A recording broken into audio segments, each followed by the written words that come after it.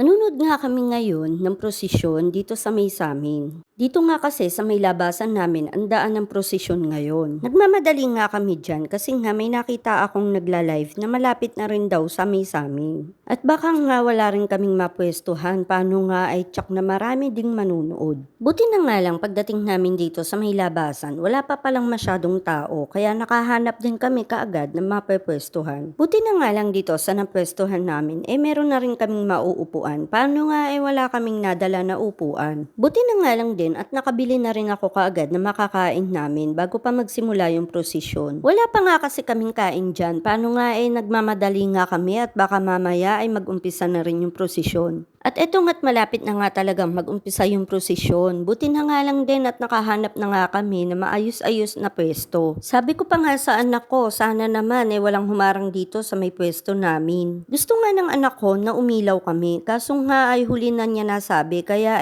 nauwi kami sa panunood. Taon-taon talaga tuwing Semana Santa, ito talaga ang inaabangan dito sa Baliwag. Ang layon nito ay para sariwain ang misyon at ang pagpapakasakit ng Panginoon.